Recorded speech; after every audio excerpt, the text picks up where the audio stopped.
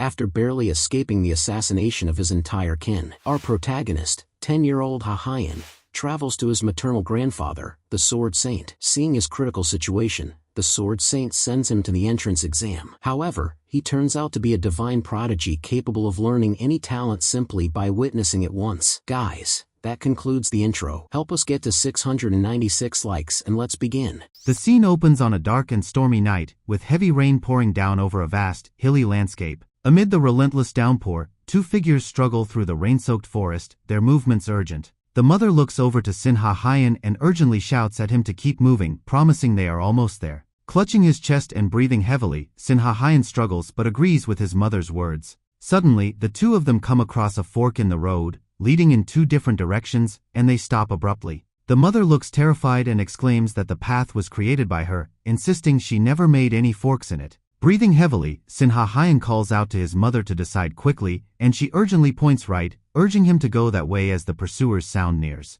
Sin Ha-Hyen, now panting harder, struggles to breathe, and as his mother pulls his hand, she realizes he has reached his limit. Closing her eyes in regret, the mother makes a tough and heartbreaking decision that weighs heavily on her. Halting her movements, the mother turns back to Sin Ha-Hyen and places a small sack in his hands along with a token of some kind. She reminds Sin Ha-Hyen of his maternal grandfather, the legendary sword Saint Namgung Muriong. The mother firmly instructs Sin Ha-Hyen to find the Namgung clan and warns him to never lose the token no matter what happens. She explains that he must show this token to the clan and tell them who he is so his grandfather can recognize him. After saying all this, the mother turns around and commands Sin Ha-Hyen to run as fast as he can and not look back. Sin Ha-Hyen hesitates and asks his mother what she will do, and she promises him that she will follow right after. However, Sin Ha-Hyen remains unconvinced and doesn't move, prompting his mother to sternly ask if he is doubting her words. Being perceptive beyond his years, Sin Ha-Hyen understands the true meaning of this farewell, and holding back his tears, he tells her he believes in her.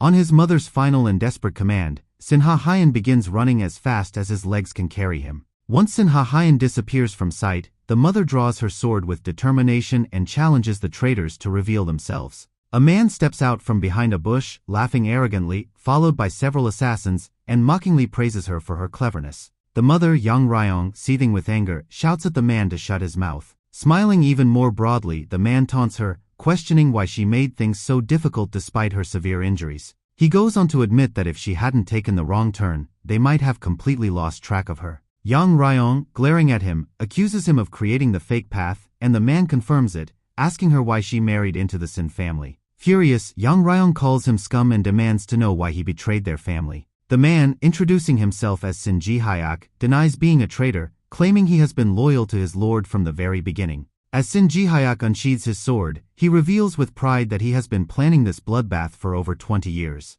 Yang Ryong, shocked by his confession, demands to know if this has been his plan all along, and Sin Ji-Hyak smugly thanks her for treating him well before promising her a painless death. Meanwhile, Yang Ryong feels a moment of relief, realizing the men haven't noticed Sin Ha-Hyen yet, and she resolves to buy as much time as possible. Sin Ji-Hyak mockingly assures her that Sin Ha-Hyen won't escape for long and promises to send him to join her soon, which only enrages her further. Raising his hand, Sin Ji-Hyak orders his men to kill her, and the assassins charge forward with their weapons drawn. Despite being outnumbered, Yang Ryong bravely swings her sword with precision, fiercely fighting back against the assassins. With a powerful and defiant strike, she cuts down one of the attackers and yells that she won't let anyone harm her son. After a fierce and desperate struggle, Yang Ryong is finally brought down to the ground, and Sin Ji-Hyak looms over her, mocking her futile resistance. Sin Ji-Hyak then orders his men to search the forest thoroughly and find Sin Ha-Hyen. After a while, Sin Ji-Hyak grows frustrated, cursing loudly as they fail to find Sin Ha-Hyen,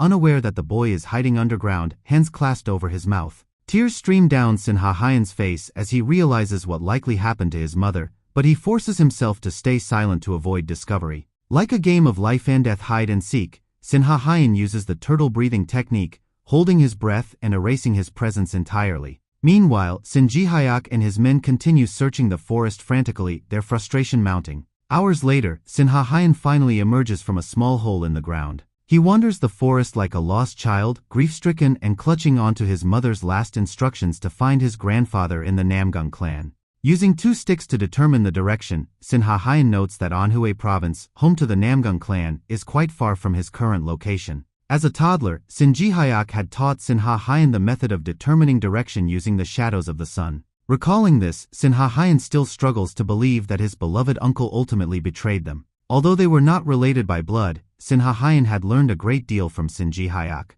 Hyan's father had even acknowledged Ji Hayak by granting him the Sin family name, and back then, Sinha Hyan had been the happiest of all. But now, everything has changed, happiness replaced by the burning desire to one day avenge his mother. A few days pass, and the rain continues to pour relentlessly over the vast, dark hills and dense forest. Inside a cold, damp cave, Sinha Hyan sits on the hard ground, panting heavily, his body bruised from days of exhausting travel. Over the past few days, he has narrowly escaped death several times, whether from consuming poisonous mushrooms out of hunger or enduring the terrifying gaze of wild animals in the night. Carefully rationing the fire-starting papers and silver coins his mother packed for him, Sinha Hyan avoids wasting them unnecessarily. Yet, this journey has not been without gain, as Sinha Hyan has managed to acquire something valuable along the way. Sitting cross-legged, he places his hands on his lap, fingertips joined, and begins channeling his internal energy cultivation technique. For context, let's step back 3 years into Hyan's past.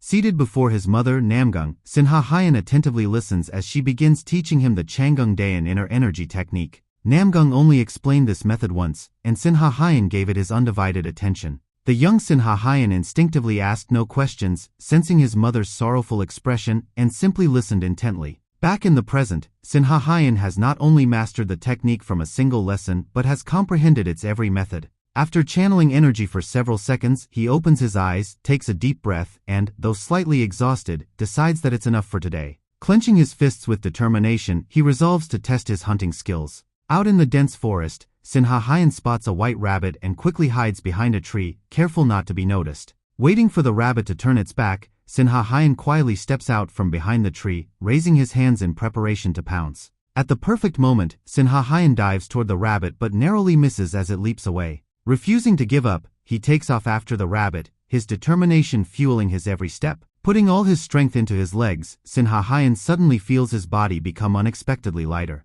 He freezes for a moment, stunned, as he notices his internal energy flaring outward like gentle flames, enhancing his physical abilities. Channeling this newfound energy, Sinha Hyan pushes forward, diving straight for the fleeing rabbit with his arms outstretched. This time, luck is on his side, and Sinha Hyan manages to grab the rabbit by its two large ears. Holding his catch, Sinha Hyan wonders about the strange sensation that lightened his body and concludes it might be the power of his inner energy. Realizing the potential dangers of this power, he resolves to carefully control and understand it. Later that evening, Sinha Hyan uses the last of his fire-starting paper to light a fire. He reflects on having used nearly 30 papers and guesses that it has been at least 2 months since he lost his mother. Gazing up at the clear, starry sky, Sinha Hyan estimates that he must have been in Hunan province for quite some time. Rising to his feet, he decides he has accumulated enough inner energy to escape if needed and plans to head toward the nearest village. The next day, Sinha Hyan arrives in Gushi County, a bustling village filled with the chatter of its lively residents.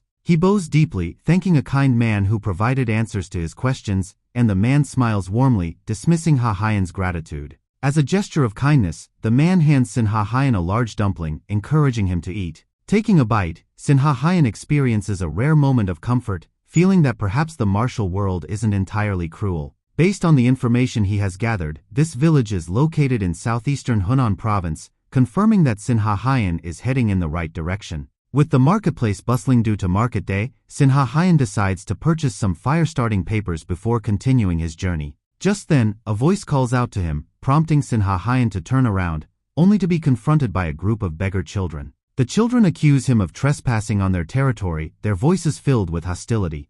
Sinha Hyan watches in puzzlement at being called out by the 3 beggar kids. The bald kid at the front angrily asks Sinha Hyan why he isn't responding when being asked a question. Sinha Hyan still doesn't speak, making the bald kid even angrier as he warns Sinha Hyan and points at the knot on his waist. Hyan, having no idea what it is, asks the kid what the hell the knot even means. Pointing at Sinha Hyan, the bald kid angrily accuses him of not recognizing the beggar's sect symbol and breaking the rules by begging here. Looking at the dumpling, Sinha Hyan realizes the kids think he's begging, so he clarifies he's not a beggar and agrees to leave. However, the bald kid raises the stick in his hand and declares he will teach Sinha Hyan a lesson in manners. With that, he charges straight at Hyan, introducing himself as Ma Yuncheol, a first-not disciple of the Great Beggar's sect. Ha-Hyan, with his quick reflexes, ducks down and dodges the stick swung at him. He leaps aside to dodge Ma Yuncheol's second attack, angering Ma Yuncheol, who swings the stick harder, prompting Sin Ha-Hyan to leap off the ground to avoid it. Sin Ha-Hyan feels like Ma Yuncheol is extremely slow, even slower than the rabbit he had hunted yesterday. Ma Yuncheol admits that Sin Ha-Hyan is quite nimble and prepares to attack him again, this time using internal energy, daring Sin Ha-Hyan to dodge now. Clutching the stick, Ma Yuncheol charges at Ha-Hyan, leaps into the air, and raises it to crush him. This time, Sin Ha-Hyan realizes he won't be able to dodge, so he switches to plan B and kicks Ma Yuncheol directly in the gut before he gets hit. Hit by such a powerful kick, Ma Yuncheol is taken aback as he is sent flying backward, crashing into the ground and screaming out loud. Sin Ha-Hyan thinks he might have overused his strength and tells the other two beggar kids that he didn't mean to do that. Sin Ha-Hyan quickly turns around and runs away as he notices the two beggar kids are now pissed off at him. Watching Sin Ha-Hyan disappear into the thick crowd of people, the two kids decide to report this incident to the branch leader. After running for a while, Sin Ha-Hyan enters the forest, feeling safe and unnoticed by anyone. He recalls how Ma Yuncheol used martial arts and realizes that even beggars in this world are capable of using martial arts. Gripping the stick tightly, Sin Ha-Hyan raises his other hand before his chest and tries to replicate how Ma Yuncheol had used the technique. He points out that the way Ma Yuncheol swung the stick earlier was extremely clumsy, though the flying stick technique was quite sharp. Sin Ha-Hyan then starts developing and thinking of different ways and techniques to perfect it. The next morning, hearing the birds chirping, Sin Ha-Hyan realizes it's already morning and that he has been training all night. Today, he makes up his mind to get the fire-starting paper and move forward, deciding not to linger any longer. So, leaving his stick behind, he walks out of the forest and heads to the village. A shopkeeper sees Sin Ha-Hyan and, judging by his appearance and clothing, asks him if he is a beggar. The shopkeeper makes it clear that he has no spare food to give away, but Sin Ha-Hyan explains that he is not a beggar and is here to buy something. Hearing Sin Ha-Hyan wants to buy something, the shopkeeper grows suspicious but notices his face, thinking he might not be a beggar. So he asks Sin Ha-Hyan what he wants to buy, and Sin Ha-Hyan inquires if he has any fire-starting paper. The shopkeeper replies that he only has low-quality fire-starting paper, and Sin Ha-Hyan asks him to sell as much as he can for a single silver coin. The shopkeeper claims he can only give Sin Ha-Hyan 10 fire-starting sheets for 1 silver coin. A drunk beggar stumbles over, points at the shopkeeper, and accuses him of lying, saying 1 silver coin should buy at least 30 fire-starting sheets. The shopkeeper shouts angrily at the old drunk man, insisting that his price for the fire-starting sheets is fair. The old drunk examines Sin Ha-Hyan and comments that his clear skin shows he's not a beggar, though his clothes look months old. The drunk man also remarks that Sin Ha-Hyan could have bought new clothes with that silver coin and continues rambling non-stop. This makes the shopkeeper snarl angrily, furious that the drunk man is ruining his morning. Sin Ha-Hyan bows and thanks the old drunk for his help, and the drunk man waves it off, saying it's no big deal. Suddenly, a loud shout grabs Sin Ha-Hyan and the old drunk's attention, making them turn sideways. Sin Ha-Hyan is startled to see the beggar kids from the previous day, and with them stands the branch leader. The beggars' sect surround Ha-Hyan, with Ma Yuncheol pointing at him and telling the branch leader he's the one encroaching on their territory. The branch leader is a fat man named Bagwoo, whose face closely resembles that of a pig. Finding himself surrounded, Sin Ha-Hyan looks a little concerned, realizing that escaping will be difficult. Bagwoo shouts, demanding to know how Sin Ha-Hyan dares attack a beggar's sect disciple, then his eyes fall on the old drunk beside him. Bagwoo suddenly drops to his knees and bows deeply before the old drunk, addressing him as First Elder, Drunken Moon Heroic Beggar. The elder beggar casually remarks that he remembers Bagwoo as just a snot-nosed first disciple back in the day. Bagwoo asks the elder beggar why he's here, and the elder replies he's just come to beg for wine from the Jong family. Learning the old drunk is a beggar's sect elder, Sin Ha-Hyan glances at him curiously. Bagwoo explains to the elder that one of their disciples was attacked, so he has come to settle the matter. Hearing this, the elder beggar unleashes a burst of intense rage, exuding such an overwhelming pressure. He angrily demands to know who dared to attack a disciple of the beggar's sect. Seeing the elder's terrifying rage, Bagwoo hastily assures him it is not a big deal and was merely a small quarrel between children. Bagwoo then adds that despite Ma Yuncheol having mastered the 98 striking techniques, he was defeated by another beggar. Ma Yuncheol raises a finger at Sin Ha-Hyan and reveals that it was Sin Ha-Hyan who defeated him. Sin Ha-Hyan sternly warns Ma Yuncheol to watch his words, reminding him that he started the fight. Clenching his teeth, Ma Yuncheol snaps, claiming he was punishing Sin Ha-Hyan for encroaching, prompting Sin Ha-Hyan to firmly repeat he's not a beggar. Glaring at Ma Yuncheol, Bagwu angrily asks why he didn't mention that he had attacked first, making Ma Yuncheol look guilty. The elder beggar calls everyone blind and questions how they could even think Sin Ha Hyan is a beggar, pointing out his clean face. Bagwu apologizes and promises to settle the matter later, while the elder beggar questions Ma Yuncheol if he was really defeated by Ha Hyan. Ma Yuncheol denies it, claiming he only lost because he let his guard down. The elder beggar asks if Ma Yuncheol means he would win if he had not let his guard down. Suggesting a solution, the elder proposes that Sin Ha Hyan and Ma Yuncheol fight right here and now to see if Ma Yuncheol can actually win.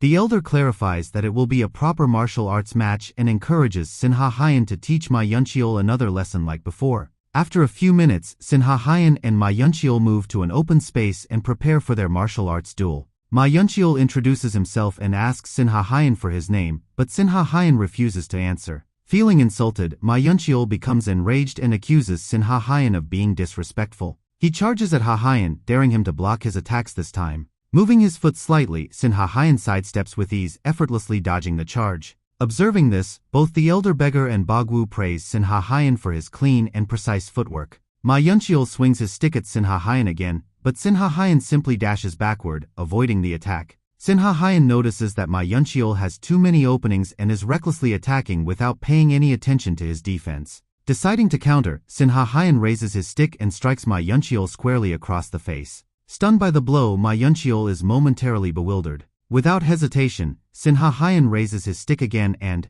under the elder beggar's watchful gaze, delivers another strike, sending Ma Yuncheol flying backward. With a loud crash, Ma Yuncheol hits the ground and lets out a groan of pain. Sighing, Sin Ha Hyan hopes this is enough to shatter Ma Yuncheol's ego. Suddenly, the elder beggar grabs Ha Hyan's collar from behind and lifts him up, demanding to know where he learned those techniques. The elder shouts, questioning how Sin Ha Hyan knows the martial arts of the beggar's sect. Sin Ha Hyan shouts back, insisting that he didn't learn from anyone and claiming he simply copied what Ma Yuncheol did yesterday. Shocked to hear this, the elder beggar releases Sin Ha Hyan and asks if he truly learned it just by observing. Sin Ha Hyan explains that he analyzed Ma Yuncheol's techniques yesterday and then improvised them to make them stronger. The elder acknowledges that this is true, noting that the technique Sin Ha Hyan used was not the first move of the 98 striking techniques, but an improvised one. He then asks Sin Ha Hyan which sect he belongs to, and Sin Ha Hyan replies that he does not belong to any sect. The elder beggar inquires about Ha Hyan's family, but Sin Ha Hyan hesitates to answer. The elder reassures him, explaining that the beggar's sect has always accepted disciples with complicated backgrounds and never asks about their pasts. Finally, the elder extends a hand to Ha Hyan, inviting him to become his disciple. Presented with such an unexpected offer, Sin Ha Hyan remains silent for a moment, still processing the information. Did he hear that right? Becoming the elder's direct disciple could mean a shot at Dragon Head branch leader. Meanwhile, even Bagwu is shocked, as he knows the elder has never taken a disciple before. The elder, renowned for wandering the world and acting freely, is respected without question as a martial artist of the highest caliber. Bagwu concludes that the elder must have seen some extraordinary talent in Sin Ha Hyan to make such an offer. After a brief silence, Sin Ha Hyan bows sincerely to the elder and politely declines the offer with an apology. Witnessing this, both Bagwu and Ma Yuncheol are stunned, unable to believe what they just heard. Pointing a finger at Ha Hyan, Ma Yuncheol scolds him, asking if he even understands the opportunity he is refusing. However, the elder cuts off Ma Yuncheol and calmly asks Sin Ha Hyan why he has declined. Sin Ha Hyan explains his reasons, saying the first is because he doesn't know the elder well, and the second is that he has somewhere else he needs to go. With a faint smile, the elder remarks that it's the first time he's tried to accept a disciple and asks Sin Ha Hyan where he's heading. Sin Ha Hyan hesitates to answer, prompting the elder to sternly warn him not to make him ask twice. Left with no choice, Sin Ha Hyan finally reveals that he is headed to the Namgung clan. Turning his back to Ha Hyan, the elder walks away, bidding him farewell and wishing him a safe journey. Seeing this strange behavior from the elder, Sin Ha Hyan is momentarily taken aback. As Sin Ha Hyan prepares to leave, Bagwu apologizes for the trouble caused, and Sin Ha Hyan forgives him, thanking him instead. Clenching his fist, Ma Yuncheol declares that the next time he encounters Ha Hyan, he will undoubtedly defeat him. Ma Yuncheol then asks for Ha Hyan's name and this time, Sin Ha Hyan obliges and answers. Ma Yuncheol presses further for Ha Hyan's family name, but Sin Ha Hyan remains silent, leading Ma Yuncheol to tell him to remember his name well instead. With that, Ma Yuncheol ascends the stairs and heads into the house alongside Bagwu. Relieved that the ordeal is over, Sin Ha Hyan decides to move on as well, but suddenly the elder charges toward him, startling him. The elder, shouting loudly, demands to know if Sin Ha-Hyen found him inadequate as a master, leading to his rejection. Looming over Ha-Hyen, the elder asks why he's going to the Namgung clan, and Sin Ha-Hyen replies he's going to meet someone. The elder gets so close to Ha-Hyen's face that he begins finding it familiar, as if he's seen it before. Suddenly, the elder's eyes widen with excitement as he places his hands on Ha-Hyen's shoulders, exclaiming that his eyes resemble Yang Ryong's. The elder points out how Ha-Hyen's eyes are unfathomably deep, deeper and more intense than Yang Ryong's. Shaking Sin Ha-Hyen by the shoulders, the elder demands to know what relation he has to Yang Ryong. But before Sin Ha-Hyen can answer, the elder declares he will personally escort him to the Namgung clan, leaving Sin Ha-Hyen shocked. His face brimming with excitement, the elder informs the Zhang family he came to beg from that he will have drinks with them later. The head of the Zhang family tells the elder to wait and offers him a backpack and some food, suggesting he carry Sin Ha-Hyen on his back. The elder insists a backpack doesn't suit his dignity, prompting the Zhang family head to smirk and ask when he ever had any. Ultimately, the elder gives in, puts on the backpack, kneels, and asks Sin Ha-Hyen to climb on. Ha-Hyen's mind races, there's no escaping the elder, who oddly seems to know his mother. With no choice but to trust, Sin Ha-Hyen climbs onto the elder's back as he rises, urging him to hold on tight. Suddenly, Sin Ha-Hyen feels a jolt as his hair flies back and everything around him blurs. The elder seems to be moving at blinding speed, telling Sin Ha-Hyen they will reach their destination in no time. Night falls, and the elder and Sin Ha-Hyen are still traveling, soaring through the dark sky. Turning slightly, the elder claims it's been a while since he's run this much, admits he's getting tired, and asks how Sin Ha-Hyen is holding up. Sin Ha-Hyen doesn't respond, so the elder lands and asks if he's sleeping, to which Sin Ha-Hyen replies that he isn't. Annoyed, the elder tells Sin Ha-Hyen to speak up faster next time, and Sin Ha-Hyen explains he was observing and studying the elder's running technique. Hearing this, the elder is startled, and Sin Ha-Hyen admits he can't replicate the technique yet due to his limited inner energy. The elder asks if Sin Ha-Hyen means he could replicate it with more inner energy, and Sin Ha-Hyen admits he could, but not perfectly. The elder explains his technique expels inner energy from the soles of his feet, and Sin Ha-Hyen adds he noticed the elder recovers energy by lifting his foot. Shocked by Ha-Hyen's insight, the elder is left bewildered for a moment. The elder realizes that Sin Ha-Hyen is a once-in-a-millennium genius with extraordinary talent. He instructs Sin Ha-Hyen to hold on tightly again, prompting Sin Ha-Hyen to ask if they aren't going to rest. The elder, too curious to rest, insists on reaching the Namgung clan as quickly as possible. Arriving at the Namgung clan, the elder sets Sin Ha-Hyen down and stretches his back, both of them now standing before the grand main gate of the clan. According to the map, it should have taken Sin Ha-Hyen 10 days to reach this place, but the elder brought them here in just 2. Now Sin Ha-Hyen grasps the elder's immense inner energy and wonders if he could ever wield such power. With such immense energy, Sin Ha-Hyen believes he could have saved his mother and family from their tragic fate. The elder knocks firmly on the gate, calling for the guards, and soon a man peeks out, asking who is there. The man quickly recognizes the elder as the famous Lord Drunken Moon, the heroic beggar, and is visibly astonished to see him there. Sin Ha-Hyen asks the elder if he knows the Namgung clan, and the elder confirms, having stayed there just 10 days ago. The man, Jangchil, warmly welcomes the elder, noting that the clan head hasn't retired yet. Noticing Ha-Hyen, Jangchil curiously asks who the boy is, to which the elder responds that Sin Ha-Hyen is accompanying him. Since the elder vouches for Ha-Hyen, Jangchil permits him to enter as well. As they walk, Ha-Hyen's eyes wander, taking in the surroundings, which he finds even more beautiful and magnificent than his previous home. He notices Jangchil's extraordinary grace, making Sin Ha-Hyen wonder if all the servants here practice martial arts. Jangchil leads them to the training hall, prompting the elder to ask if the clan head is still training this late into the night. Jangchil confirms, saying the clan head has been there since hearing the news, making the elder click his tongue in annoyance. The elder announces his arrival from outside, calling out to the clan head, Muriong, who grants him entry. Pushing open the door, the elder steps in and asks Muriong why he's training so hard as if it could change the news. Muriong chuckles softly, replying that as he grows older, he finds it harder to sleep and prefers to spend his time here. Shifting his tone, Muriong asks the elder about his visit, reminding him that he had mentioned heading to Gansu days ago. The elder laughs in return, noting that he changed his plans, while Muriong's eyes shift to Ha-Hyen, prompting him to inquire about the boy. The elder explains that his reason for returning lies with this boy, and then asks Muriong if Sin Ha-Hyen looks familiar. As Muriong scrutinizes Ha-Hyen's face, his eyes suddenly widen in shock, seeing a striking resemblance to his daughter in the boy's features and eyes. Sharing Muriong's reaction, the elder admits he felt the same way and urges Sin Ha-Hyen to state his surname to clear any doubts.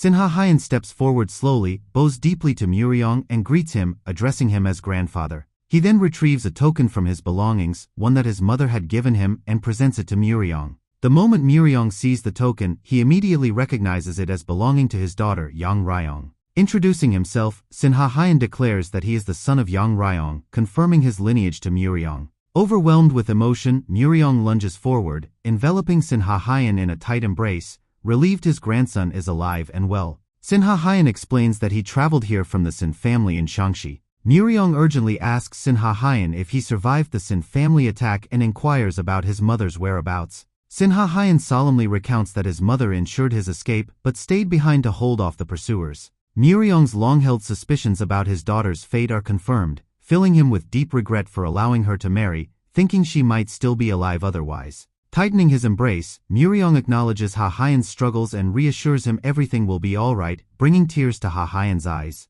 Unable to contain himself, Sin Ha Hyan breaks down, sobbing in his grandfather's arms. Once he has calmed down, Sin Ha Hyan recounts all the events leading up to this moment, including how Sin Ji-hyuk betrayed them. Upon hearing the name, the elder turns to Muriong, asking if it rings any bells, but Muriong admits it is unfamiliar to him. The elder asks Sin Ha Hyan if he knows Sin Ji-hyuk's original surname before joining the Sin family, and Sin Ha Hyan identifies it as Yu Ji-hyuk. The elder confesses he knows no one with the surname Yu and speculates that even this name might have been fabricated. Sighing heavily, Muriong remarks that they are back to square one, with no clear leads on the betrayer. However, he looks at Sin Ha Hyan and retracts his previous statement, declaring that something significant has indeed changed. Sin Ha Hyan has returned to them alive. Reflecting on the past, Muriong regrets not visiting Yang Ryong even once in the 7 years since her marriage, a decision that weighs heavily on him now. The elder shifts the mood, humorously complaining that Sin Ha Hyan was heavy to carry and announces his plan to stay at the Namgung clan for a few days.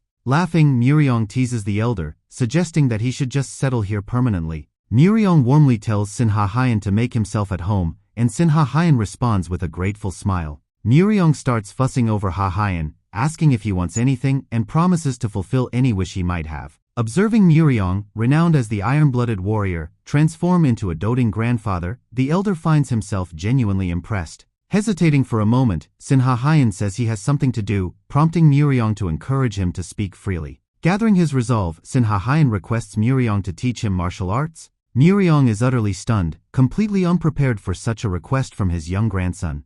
Muriong looks at Ha Hyan, his eyes filled with curiosity, as he asks if Sin Ha Hyan truly wants to learn martial arts. He questions if Sin Ha Hyan seeks powerful martial arts for revenge, warning he won't teach him if so, but Sin Ha Hyan assures him that's not his intention. Sin Ha Hyan explains he wants to learn martial arts to become strong and never lose anything precious again. He declares that from now on, he intends to protect those dear to him with his own 2 hands. Muriong, pleased by Ha Hyan's reasoning, reminds him that the Namgung clan doesn't guarantee immediate training just for wanting to learn. He then points out that tomorrow is the annual entrance exam for the Blue Dragon Pavilion, suggesting that Sin Ha Hyan pass it. The following morning, Muriong is in his chamber when a man named Cheol arrives to visit him. Cheol greets Muriong with respect, announcing his arrival. Muriong immediately orders Cheol to recall all the clan members who had been sent to search for the Sin family. Surprised by such an order, Cheol, addressing Muriong as father, reminds him that they have not yet found anyone. Muriong, his voice calm but resolute, tells Cheol that his daughter is already dead. Cheol, his mouth agape in shock, asks if any new information has come to light, to which Muriong affirms, explaining that his nephew has arrived. Muriong proceeds to tell Cheol how Sin Ha Hyan arrived at the clan the previous night, accompanied by the beggar elder. Cheol asks where Sin Ha Hyan is, and Muriong replies he's taking the Blue Dragon Pavilion entrance exam today. Muriong emphasizes that Sin Ha Hyan has expressed a desire to learn martial arts to become stronger and to protect those around him. Cheol asks how old Sin Ha Hyan is, to which Muriong replies that he is only 10 years old. Cheol comments that although the Blue Dragon Pavilion entrance exam is basic, it's not easy for a 10-year-old to pass. Muriong reminds Cheol that Huan passed at 11, Soa at 12 and Min at 8. Cheol acknowledges this but notes that those who passed had early training, while Sin Ha Hyan might lack that foundation. Muriong reassures Cheol, telling him not to worry, explaining that even if Sin Ha Hyan fails, he will still be a part of the Namgung clan. Cheol, letting out a sigh, acknowledges Muriong's words and agrees that Sin Ha Hyan is indeed their own blood relative. Pleased by Cheol's understanding, Muriong assigns him the responsibility of looking after Sin Ha Hyan and gives him permission to leave. Once alone, Muriong strokes his beard with a satisfied smirk, recalling what the beggar elder had told him about Hahayan's strength. At the Blue Dragon Pavilion, the scene is bustling with excitement, a large crowd of people already gathered. Soa, her face beaming with excitement, spots Sin Hahayan and calls out to him, asking if he is there for the entrance exam as well. Sin Hahayan nods affirmatively, and Soa, in her usual cheerful manner, remarks that she didn't expect to see someone her age there. With a wide smile, she introduces herself as the granddaughter of the head of the Namgung clan. Upon hearing that Soa is the granddaughter of his grandfather, Sin Hahayan is taken aback, surprised by the connection. Soa, eyes sparkling, exclaims that she plans to become a strong martial artist and one day be clan head. She then asks Sin Hahayan for his name, and Sin Hahayan introduces himself in return. With a final smile, Soa waves goodbye to Sin Hahayan and walks away, leaving him standing there, watching her disappear as he waves back. Hahayan, deep in thought, wonders how many more family members might be part of the Namgung clan. Remembering his grandfather's invitation to live with them, Sin Hahayan is touched, realizing that for the first time, he truly has a family. Just then, he hears a loud shout and turns around to see a young man who had just failed the exam, angrily demanding to be allowed a retest.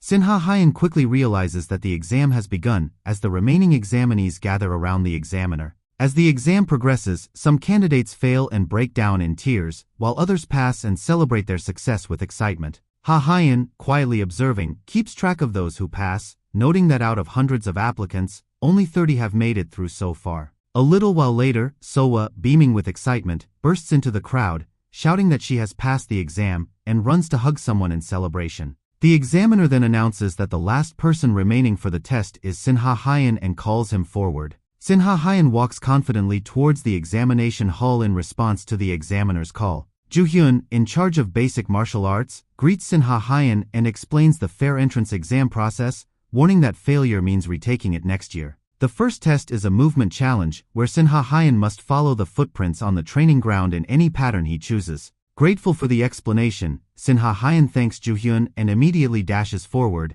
his feet gliding effortlessly across the pattern, almost as if dancing. Within seconds, Sin Hahayan completes the pattern, standing before Ju-hyun, his movements smooth and fluid. Ju-hyun, initially doubtful, is stunned as Sin Hahayan calmly asks if the first exam is over. Ju-hyun, originally a martial artist with the surname Hwang, had earned a respected position in the martial arts world. 10 years ago, he successfully passed the Blue Dragon Pavilion entrance exam, and 3 years ago, he was granted the Namgung surname by Muriong himself. What earned him the greatest recognition from Muriong was his exceptional ability to spot untapped talent. Today, however, Ju-hyun found himself bored beyond measure, as the candidates before him were all disappointingly average. A few had shown small glimpses of exceptional talent, but overall, the level of ability was far below the standards of the previous year. That was until he observed Sin Hahayan. He asks Sin Hahayan if he has ever studied footwork in his life. Sin Hahayan denies it, claiming that he simply followed the pattern laid before him. Ju-hyun instructs Sin Hahayan to step aside and wait for further instructions.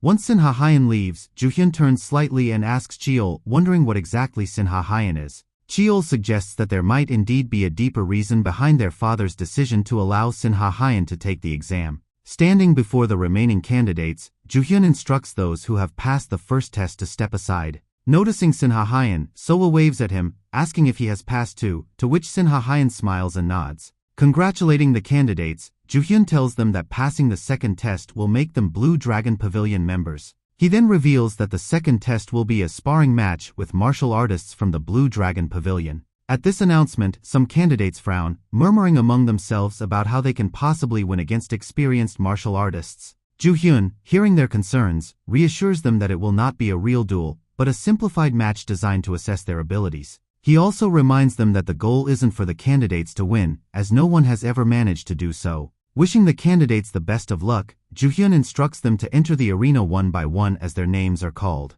Some candidates grumble in frustration over the test, while others grin, eager for the challenge. Sin Hahayan thinks to himself that the more confident ones must have full faith in their abilities. The first name called is Sin Hahayan, and he enters the arena with determination. Ju-hyun gestures for Sin Hahayan to step forward for his match against the Blue Dragon Pavilion martial artist. He explains that in this simplified match, using any striking techniques is prohibited. The only way to win is by pushing the opponent down. Taking a deep breath, Sin Hahayan acknowledges with a nod. The opponent, who will be facing Sin Hahayan, walks up to him with a smile, calling him little brother. He introduces himself as Namgung Hwan, Sinha Hyen's second cousin, and points out that he has asked to face Sinha Hyen first. With a confident grin, Hwan claims he wants to see Sinha Hyen's abilities firsthand. Getting into a fighting stance, Hwan encourages Sinha Hyen to give it his best shot. Sinha Hyen also assumes a stance, and as the match begins, he immediately dashes toward Hwan. Channeling his inner energy into his feet, Sinha Hyen shoots forward with lightning speed, reaching Hwan before he even has a chance to react. The spectators, witnessing such incredible speed, are left stunned and wide-eyed in disbelief. Sinha Hyen attempts to push Hwan from behind with his palms, but Hwan effortlessly sidesteps, mocking him as he does so. Then, with a swift counter, Hwan pushes Sinha Hyen backward. Hwan praises Sinha Hyen for his swift movements, noting that if he had been a fraction faster, he could have gained the upper hand. Ju Hyun, having seen both judgment and technique in Sinha Hyen's actions, is ready to end the match, but his curiosity urges him to see more. Hwan, now demonstrating his own impressive speed, moves in a blur, weaving back and forth as he advances towards Sinha Hyen. Sinha Hyen recognizes the footwork Hwan is using as the same pattern that has been etched into the training ground during the first test. Raising his hand, Hwan swings it towards Sinha Hyen, but the latter swiftly ducks, dodging the attack with ease. Seeing Sinha Hyen's quick reflexes, Cheol, watching from the sidelines, is shocked. Meanwhile, Hwan realizes that Sinha Hyen has already figured out his movements and is taken by surprise when Sinha Hyen charges at him out of nowhere. For the first time since the Blue Dragon Pavilion entrance exam began, a Blue Dragon Pavilion martial artist has been defeated. Sinha Hyen manages to push Hwan to the ground. The one who lost is none other than Hwan, the grandson of the Sword Saint, known for possessing the greatest martial arts talent.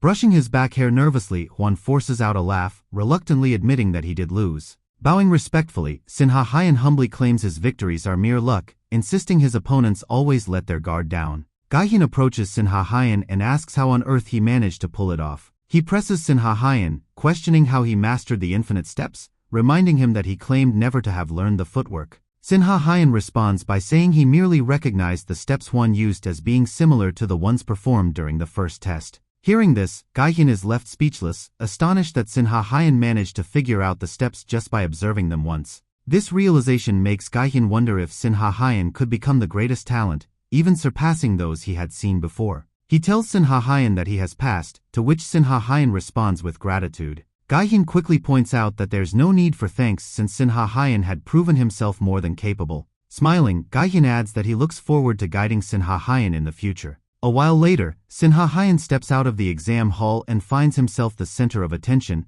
with other contestants eagerly wondering if he passed or failed. Sowa spots Sinha Hyen and calls out to him, prompting him to glance sideways in her direction. Approaching Sinha Hyen, Sowa immediately asks whether he failed or passed the test. Sinha Hyen calmly replies that he didn't fail but rather passed. Upon hearing this, Sowa studies his breathing and aura, realizing that Sinha Hyen seems to have already learned martial arts before. With a knowing smile, Sowa tells Sinha Hyen she looks forward to working with him, then turns and walks away. Back in his room, Sinha Hyen reflects deeply, contemplating how his and Hwan's infinite steps had distinct auras from the very beginning. He recalls that Hwan's footsteps became gradually softer as he approached during the match. Determined to replicate the technique, Sinha Hyen adjusts his posture and gets his body into position. Digging his heels into the ground, he propels himself forward, performing the footwork in a zigzag motion across the floor. This intricate footwork, known as running on grass without disturbing the blades, is the pinnacle of mastery, and Sinha Hyen has just achieved it. Suddenly, Sinha Hyen realizes he can't stop and ends up crashing into the wall, causing a loud echoing sound. Startled by the noise, a servant rushes in and asks Sinha Hyen if he's alright. Sinha Hyen reassures the servant he's fine, but the servant, noticing the dust, suggests he change before others arrive. With a warm smile, the servant informs Sinha Hyen that the head of the clan wishes to introduce him to the rest of the family. Upon seeing Sinha Hyen there, Sowa is taken aback and questions if he has mistakenly entered the wrong house. The family head, Muriong, steps in and assures Sowa that Sinha Hyen is indeed in the right place. He then reveals that Sinha Hyen is her cousin, leaving Sowa completely stunned by the unexpected revelation. Furious, Sowa demands why she wasn't told, but Gaihin calmly explains Sinha Hyen arrived yesterday. Muriong asks Sinha Hyen's age, and when he says 10, Sowa proudly declares herself his elder sister. Muriong then instructs Sinha Hyen to sit at the dining table, pointing out that it will be his designated seat from now on. Once seated, Muriong tells Sinha Hyen his quarters will be moved to his mother's old room, already prepared. Overwhelmed with gratitude, Sinha Hyen thanks his grandfather sincerely. The family begins their dinner, chatting joyfully and cherishing the moment together. For the first time, Sin Ha Hyun feels like he has returned home, albeit to a new one. Cheol notices Sin Ha Hyun and smiles at him, prompting Sin Ha Hyun to ask if there's something Cheol wants to say. Laughing nervously, Cheol apologizes for staring. Cheol then shares that she had joined the Blue Dragon Pavilion at around 10 years old, just like Sin Ha Hyun's mother. Cheol informs Sin Ha Hyun that his training will start the next day, cautioning that it might be tough at first but emphasizing how rare his talents are. Interrupting, Soa assures Sin Ha Hyun that she will guide him as his older sister. Later, at the Blue Dragon Pavilion, the candidates who passed gather as their instructor addresses them from the stage. The instructor warns the students that they are currently at the very bottom and advises them never to act recklessly, which they acknowledge solemnly. 3 days into training, Sin Ha Hyun is already looking exhausted and worn out. Not only him, but everyone else lies on the ground, panting and drained, as the instructor, Gaihyun, yells at them to get back up. That evening, Sin Ha Hyun lies in bed, sweating and breathless, admitting the training is brutal. He recalls holding a horse stance without using inner energy and repeating straight punches for 2 exhausting hours non-stop. To make it worse, Juhyun scolded Sin Ha Hyun, insisting he focus only on the basics. Thinking about this, Sin Ha Hyun clenches his teeth, feeling a surge of anger at himself. Calming himself down, he reminds himself that his grandfather must have endured the same process, motivating him to stand up and not waste any time. Sitting cross-legged and drawing his palms together, he begins channeling his inner energy with focused determination. Circulating his chi, he heals his torn muscles and expels turbid energy from his body, finding relief in the process. After a while, he opens his eyes, sighing in satisfaction as he notices his chi circulation becoming more stable each day. For days pass, and Sin Ha Hyun is seen practicing straight punches alongside the other disciples with intense focus. Observing from the sidelines, Juhyun reveals that the disciples have been practicing these straight punches non-stop for the past 4 days. While it may appear to outsiders as simple boxing practice, Juhyun understands that the sword is an extension of the fist, making this training essential. Among the 13 disciples who joined this term, Juhyun demands only one thing: they must hit the same spot 100 times with each punch. For a typical prodigy, this mastery usually takes a month, and for slower learners, it could take several months to achieve. Yet, Sin Ha Hyun accomplishes this remarkable feat within just 4 days, completely astonishing Juhyun. The other disciples are equally shocked at Sin Ha Hyun's rapid learning, unable to hide their surprise. Soa, feeling envious of her younger brother's extraordinary talent, pushes herself harder to maintain her own goal of becoming the Namgung clan's head. With a satisfied smile, Juhyun feels assured that the Namgung clan is truly blessed to have Sin Ha Hyun among them. After a while, he tells the disciples to stop, explaining they've practiced enough and will repeat the training each morning. He then announces they will start sword training, which causes the disciples to light up with excitement. Juhyun asks if the disciples are familiar with the 3 talents sword technique, and they all affirm their knowledge.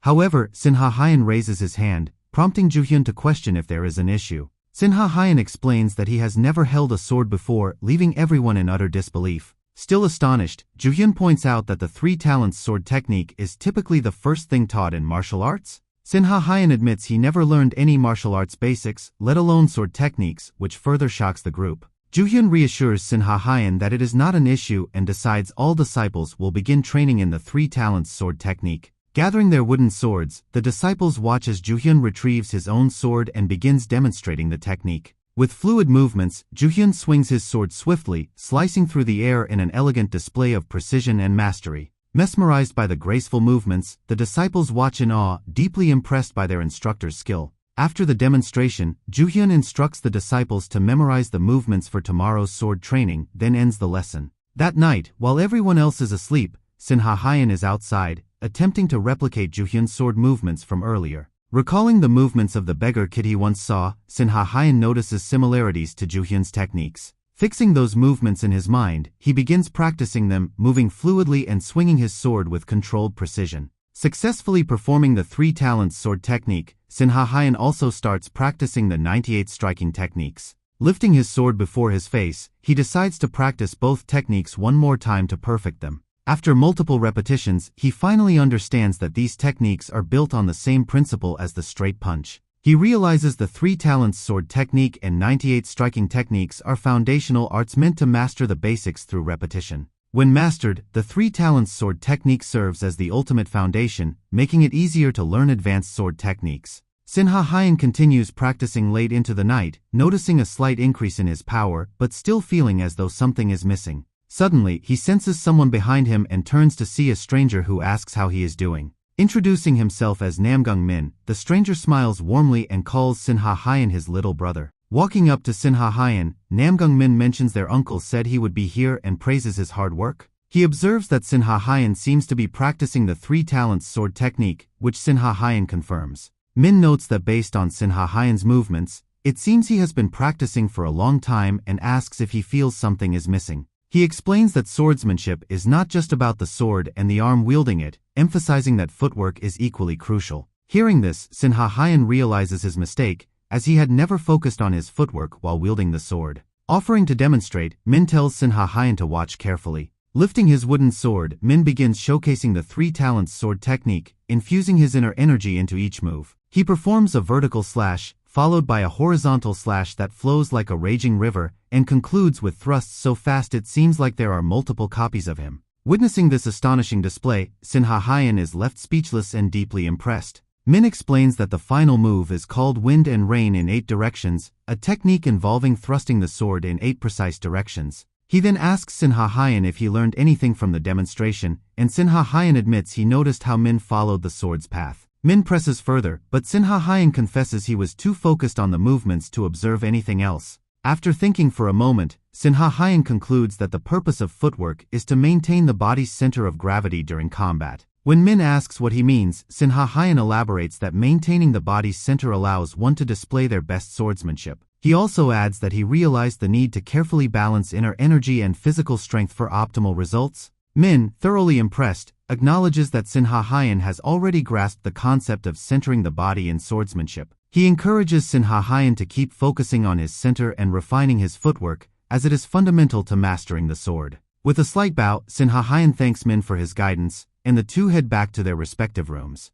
The next morning, Namgung Min arrives at the Blue Dragon Pavilion and is greeted warmly by Juhyun, who asks about his well-being. Returning the greeting, Min replies that he is doing well and mentions he returned safely. Juhyun inquires if Min discovered anything, to which Min reveals he found minor traces of the demonic cult. Hearing this, Juhyun is startled, as his suspicions about the cult's activity are confirmed. Currently, the martial world is plagued by sporadic yet violent bloodbaths, primarily targeting smaller sects. Tragically, the Sin family was also a victim of one of these bloodbaths. Reassuring Juhyun, Min states that now that they know the demonic cult is behind it, they can devise countermeasures. Min then mentions that he met Sinha Hyan the previous night and explains how he was practicing the three talents sword technique, astonishing Juhyun. He also highlights Sinha Hyan's incredible comprehension and admits the boy has immense potential. Noticing Juhyun's shock, Min asks if there's a problem, and Juhyun reveals it's Sinha Hyan's first time holding a sword. Min, puzzled, asks Juhyun to clarify what he means.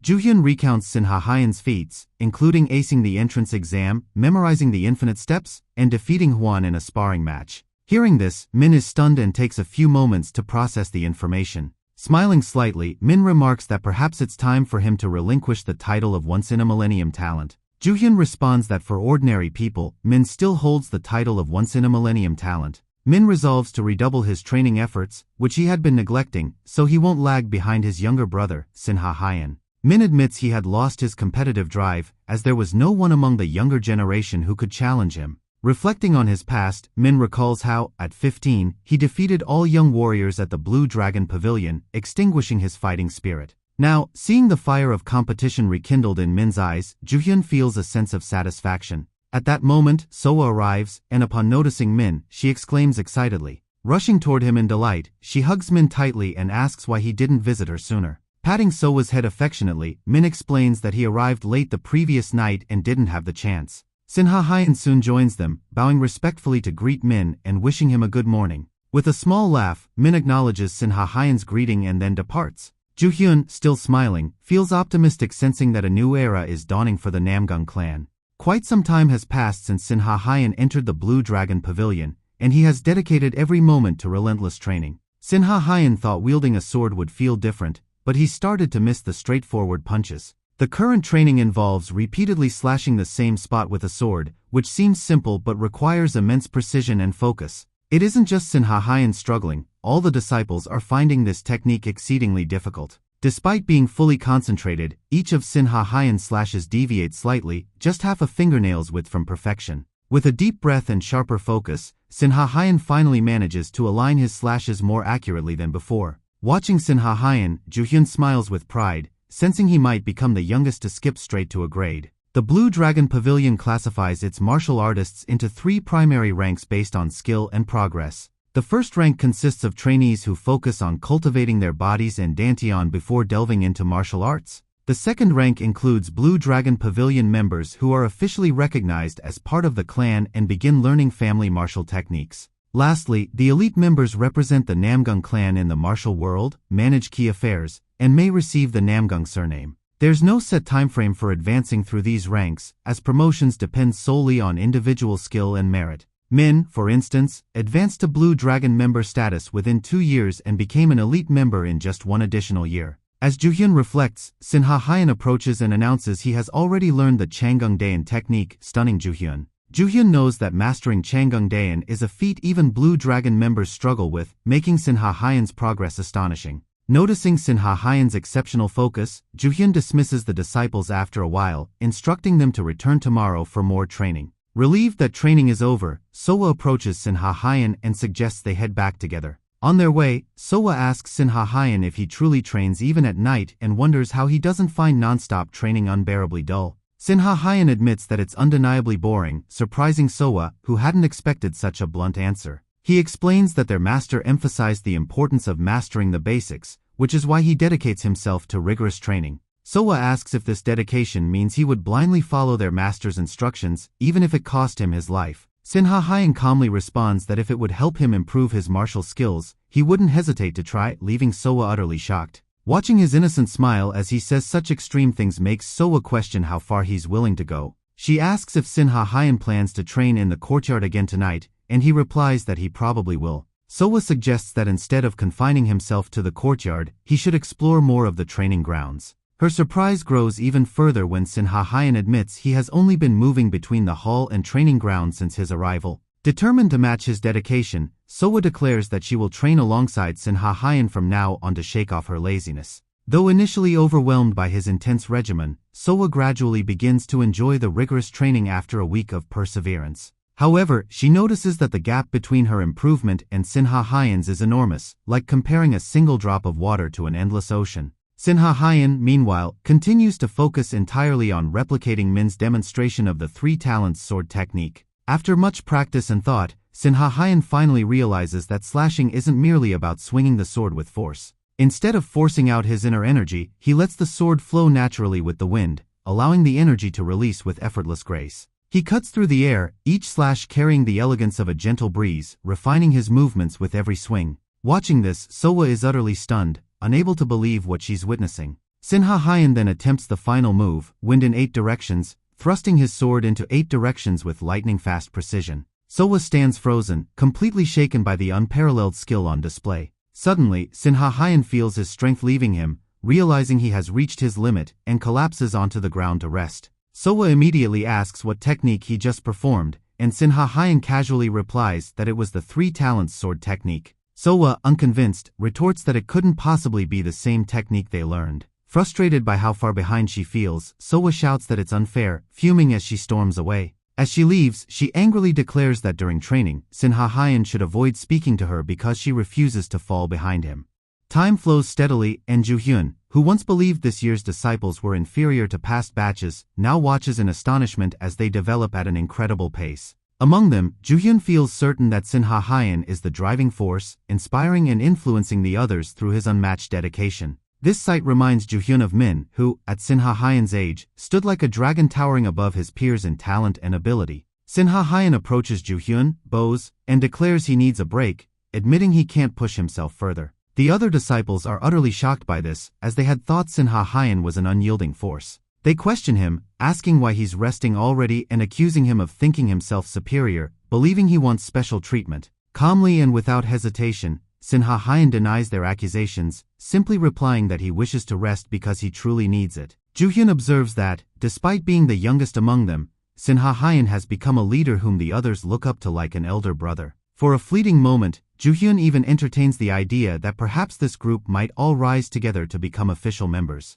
Gathering the disciples, Ju-hyun announces the conclusion of their training for the day, praising them for the rapid progress they have achieved. To their delight, he reveals that starting tomorrow, they will begin learning a brand new sword technique. However, their initial joy fades quickly as they realize the new technique will undoubtedly demand even greater effort and resilience. With a curious expression, Soa raises her hand and boldly asks Ju-hyun to reveal what the sword technique entails. Ju-hyun answers that it is none other than the Changung sword technique. Xianhong asks if this technique is the Namgung clan's revered secret martial art. Confirming their speculation, Ju-hyun nods and further states that they will also be learning the complementary Changung mine technique. He explains that he requested the clan head to advance the timeline for teaching these secrets, and the request was approved. With this announcement, Ju-hyun declares that every disciple now holds the potential to be promoted to official member status, then dismisses them. In martial arts, true improvement in sword techniques doesn't come from mere effort alone, no matter how rigorous it may be. It is a test of raw talent, a rare quality that sets apart those destined for greatness from the rest.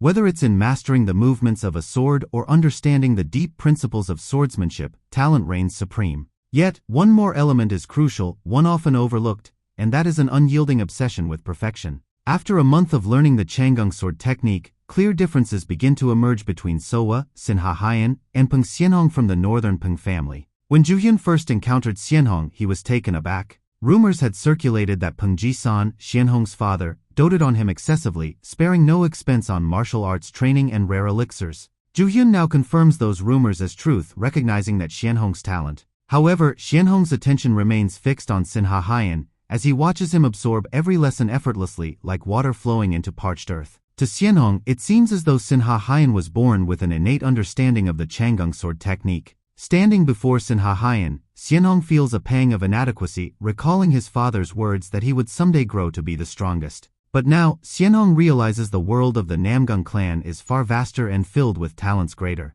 As the training concludes, Ju-hyun commends the disciples, acknowledging their visible improvement with each passing day. Pointing out their progress, he mentions some disciples are showing the basics of the Changung sword technique, then announces he has an important message. Late that night, in the disciples' quarters of the Blue Dragon Pavilion, Sinha Hyan quietly channels his inner energy in deep concentration. He feels the surge of power within him, realizing his stamina has grown exponentially. He recalls Ju-hyun's statement that any disciple with outstanding achievements can take the promotion test. Unbeknownst to Sinha Hyan, he has become the center of attention and the embodiment of hope within the Namgung clan. Whispers spread, comparing him to Min, with some even boldly claiming that Sinha Hyan has already surpassed him in potential. Determined not to let down those who believe in him, Sinha Hyan resolves to pass the promotion test no matter what it takes. Instead of resting, he steps into the tranquil Blue Dragon Pavilion training ground under the cover of darkness. As he pushes open the large gates, faint voices reach his ears, revealing the presence of others within the grounds.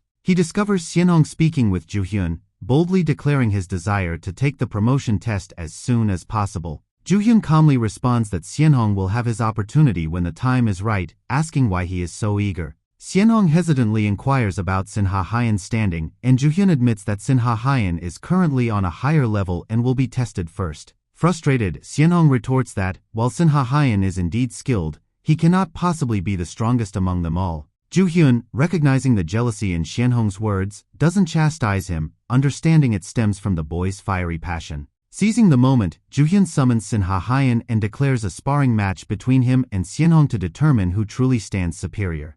The martial artists of the northern Peng family hold a perspective distinct from ordinary righteous sect martial artists, shaped by their unique traditions. This is because the Peng family adheres to the rule of the strong, where the strongest within the family becomes the next clan head. Though Sinha Hyan tries to remain hidden, Ju-hyun confidently calls out, claiming he knows he is there, and Sinha Hyan steps into view. Ju-hyun observes Sinha Hyan's uneasy expression and assumes he must have overheard the earlier conversation. Sinha Hyan faces Xianhong, and Ju-hyun remarks that martial artists need a strong fighting will, so he doesn't mind Xianhong's attitude. Ju-hyun emphasizes that they are martial artists and says the simplest way to determine strength is through sparring. He makes it clear that this will not be a casual match but a proper sparring session, and it will take place immediately. With Ju-hyun's order, both Xianhong and Sinha Hyan take their positions, standing firm with their wooden swords ready. Focused entirely on Sinha Hyan, Xianhong acknowledges his exceptional skill but resolves to do whatever it takes to win. Clapping his hands decisively, Ju-hyun signals the start of the sparring session.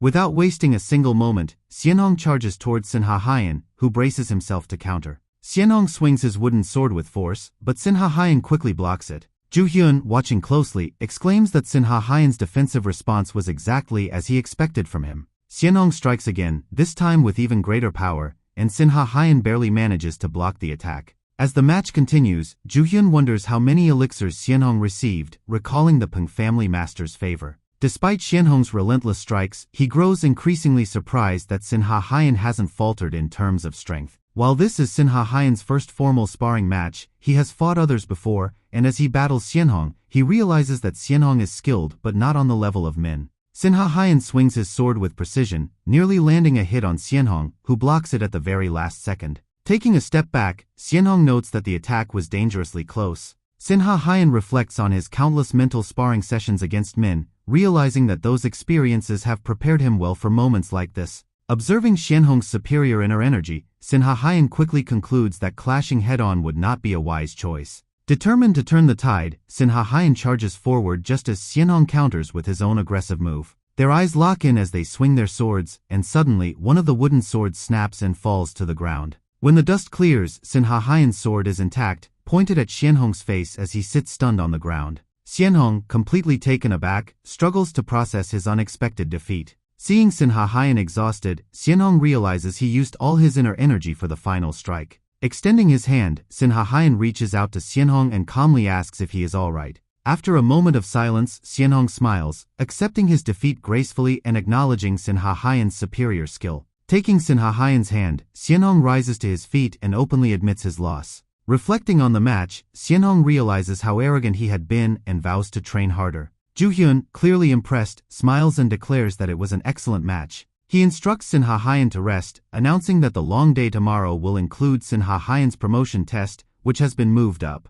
Meanwhile, at the Gaebong-Murim Alliance, Muriong sits at his desk, immersed in his work. Suddenly, someone enters the room, calling out to Muriong. It is the old beggar elder, who immediately questions why Muriong has stayed in the gloomy Murim Alliance for the past 3 months. The elder mentions the clan exterminations targeting small sects and families, pointing to the demonic cult as the likely culprit. He notes 2 peculiar commonalities in the destroyed sects and estates, hinting at a deeper connection. The first is that, 15 to 20 years ago, an outsider came to settle in each of these areas, leaving a subtle but significant trace. Muriong inquires if the elder is referring to people like Sin Ji-hyak of the Sin family, seeking clarification. The elder confirms and adds that each estate had a room or storage area that was spotlessly clean, devoid of any dust, which seemed unusual. He remarks that these pristine rooms are undoubtedly important clues, though their exact purpose remains a mystery to them. Changing the subject, the elder informs Muriong that his grandson, Sin Ha-hyen, is set to take the promotion test tomorrow.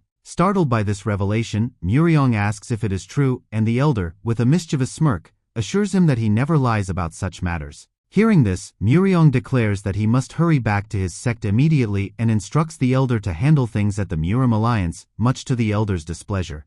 Namgung Jaehyun of the Namgung clan walks into the room, declaring that he is ready to return back to the Namgung clan. His gaze then falls on the beggar elder, and he greets him warmly, acknowledging his presence. The elder smiles, mentioning Jaehyun will meet the boy, and affirms when Jaehyun asks if it's Sin Ha-hyen. Jaehyun claims he's heard Sin Ha-hyen defeated Hwan in the entrance exam and is an unparalleled prodigy, even comparable to Min. Seeing the wide grin on Jaehyun's face, the elder reminds him that his son Min has the spitting image of him. Muriong then suggests that they should head back to their home. Back in the Namgung clan, Ju-hyun and Cheol bring Sin Ha-hyen to his exam, standing before a small, towering steel structure. Ju-hyun points out that this sturdy-looking tower is made from the finest steel. Cheol offers Sin Ha-hyen a sword, and taking it in his hands, Sin Ha-hyen exclaims that this sword is well-forged. Ju-hyun tells Sin Ha-hyen that if he passes the test and becomes a member, he will be able to keep that sword. As for the test, Ju-hyun holds up 3 fingers and tells Sin Ha-hyen to bring down the tower in just 3 strikes without breaking the sword.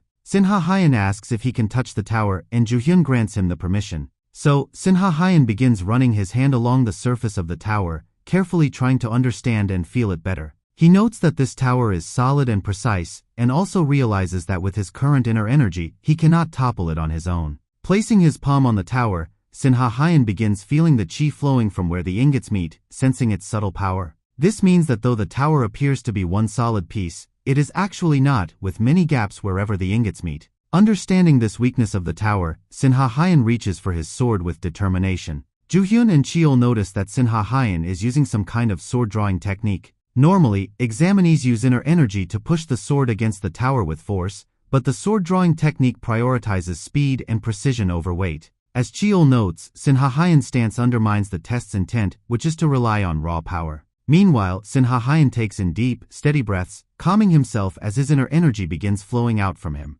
Aiming for the space between the ingots, Sinhahayan focuses intently, channeling his chi precisely into that gap. He closes his eyes and recalls how he had been training up to this point, all the preparation to be able to cut exactly where he wants. Pulling out the sword, he thrusts it forward with incredible speed, striking the tower at one specific point. Instantly, the tower begins shaking violently, and as Juhyun and Cheol watch in awe, the tower crumbles to the ground, destroyed in one swift blow. Seeing this, Juhyun is completely taken aback. However, Sinhahayan calmly states that he failed, raising his sword and pointing to the top of it, where it has been slightly dented. With a laugh, Juhyun points out that he said the sword shouldn't break, but it can get damaged. Sinhahayan is surprised to hear this, but Juhyun declares that he has passed and is now an official member of the esteemed Blue Dragon Pavilion. Juhyun then instructs Sinhahayan to go to the blacksmith to get the chipped part of the sword fixed. Looking down at the crumbled tower, Cheol admits that Sinhahayan is truly remarkable, claiming that no one has ever managed to topple the tower like this before. Juhyun claims that he has seen someone do this to the tower before, and says it was the clan head who performed this feat long ago. Looking shocked, Cheol asks Juhyun why he didn't mention it before, surprised by this revelation. Juhyun calmly replies that the clan head told him not to say anything, but mentioned that anyone who topples the tower would become his direct disciple. Cheol asks if that's the reason why the clan head didn't take Min as his disciple, to which Juhyun affirms. So this means, as Juhyun points out, the clan head will finally take on a disciple, and it will be none other than Sinhahayan. Cheol recalls Sinhahayan's mom and vows that the clan will avenge her. Sinhahayan is practicing with the sword he just received from passing the test. Swinging the sword once more, Sinhahayan looks pleased as it fits him perfectly. Last time when he had gone to get his previous sword fixed, the blacksmith had recommended him a different sword to fit his style. Lifting the sword before his face, Sinhahayan hopes he can get used to it soon. It's been a week since Sinhahayan was promoted to a formal member, and usually, a master would be assigned within days of promotion and training would begin. But in Sinhahayan's case, none of these have happened to him as he was told to wait for his master. So while waiting for that day, Sinhahayan is just doing what he does best. He is fighting in an imaginary duel with a warrior he creates in his own mind. Since the duel with Brother Pung, Sinhahayan's imaginary warrior has become more refined. Sinhahayan and his imaginary person continue exchanging sword slashes 10 times, 20 times, when finally Sinhahayan manages to land a hit. At that moment, someone arrives there, clapping their hands and praising Sinhahayan for his skills. It's Hwan standing over there with a wide smile as he asks if he interrupted Sinhahayan.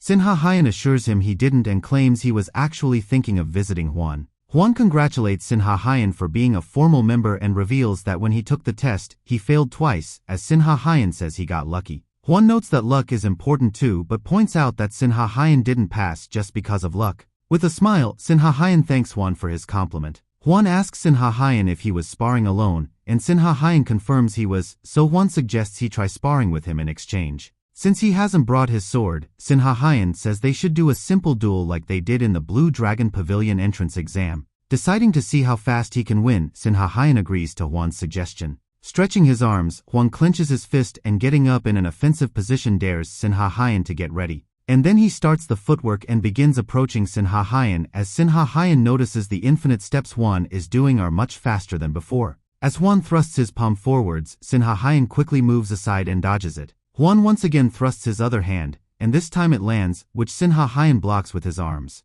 Hwan claims that he put a lot of force into that attack, but didn't even manage to make Sinhahayan flinch and praises his strength. With a smirk, Hwan asks Sinhahayan if he is already trying to beat him and teasingly calls him shameless. Saying he has been training for 5 years, Hwan charges at Sinhahayan. Sinhahayan raises his hands to defend himself and thrusts an arm forwards to counter Hwan's attack. Hwan is surprised that Sinhahayan managed to stop his attack and realizes Sinhahayan is not far behind him in an inner energy battle. Hwan then pushes Sinhahayan backwards, causing Sinhahayan to fall back to the ground. But Sinhahayan applies inner energy into his leg and stops himself from crashing to the ground. Nervously, Sinhahayan says he hasn't fallen yet, but Hwan points out that Sinhahayan cheated. Sinhahayan defends his actions, saying there were no rules against it and that using terrain and situation is crucial for a martial artist. Laughing loudly, Hwan praises Sinhahayan's cleverness and then sits down on the ground feeling tired. He claims that he has been training like crazy for months and found the training doesn't suit him. Sinha Hyan points out that Hwan's progress over these months is very noticeable. Hwan admits he is indeed good but then says when he sees Min, he feels like nobody and compares Min to a star. Hwan then states that he will give up on becoming the head of the Namgung clan now and tells Sinha Hyan to work hard. As Hwan prepares to leave, Sinha Hyan says he doesn't care about becoming clan head and just wants to train as an ordinary martial artist with him. Hwan stops, turns around, and strokes Sinha Hyan's head, telling him to go inside since it's too late. So Sinha Hyan leaves the place for his dorm, and Hwan stands there silently, thinking about the fact that he just got comforted by his younger brother. One particular night while training, Sowa notices Hwan arriving unexpectedly and confronts him, demanding to know why he has shown up so suddenly. It has been 3 days since Hwan last faced Sinha Hyan, and during this time, he has been reflecting deeply before finally deciding to join the night training sessions. A few more days pass, and one day Sinha Hyan notices everyone unusually busy, prompting him to ask his Uncle Juwon about the reason for the hectic schedule. Uncle Juwon reveals that the clan head is returning soon, causing Sinha Hyan to light up with excitement. Sinha Hyan bows gratefully and thanks his uncle for sharing this news. As Sinha Hyan walks away, Uncle Juwon watches him fondly and smiles, calling him adorable. The woman standing beside Uncle Juwon then remarks on why Sinha Hyan hasn't grown taller after all this time. That afternoon, Juhyun ends training early, citing personal matters, and tells the disciples to train on their own. However, before leaving, Juhyun specifically calls out to Sinha Hyan, asking him to follow. As they walk together, Sinha Hyan asks where they are going, to which Juhyun replies that they are heading to meet his mentor. Juhyun reminds Sinha Hyan that joining the clan means getting a mentor and, with a teasing smile, asks why he looks so surprised. Soon, they arrive outside the Namgung clan's main hall, and seeing it, Sinha Hyan recalls this is where he first met his grandfather. He remembers the moment vividly how the clan head, his grandfather, embraced him warmly just a few months ago. Meanwhile, Juhyun smirks and calls out to the clan head, announcing their arrival. With the clan head's permission, Juhyun and Sinha Hyan step inside and greet him respectfully. Upon seeing his grandfather, Sinha Hyan's face lights up with a wide smile, which the clan head warmly returns. Overcome with joy, Sinha Hyan dashes forward, throwing himself into his grandfather's arms for a heartfelt hug. However, realizing he might be too forward, Sinha Hyan quickly steps back and apologizes, earning a hearty laugh from the clan head. Patting his head affectionately, the clan head notes that Sinha Hyan has grown, to which Sinha Hyan proudly explains how hard he has been training lately. Sinha Hyan then mentions Juhyun's earlier comment about meeting his mentor, admitting he thought it was just a joke. But the clan head reassures him that it was no joke, emphasizing that Juhyun isn't one to jest about such matters.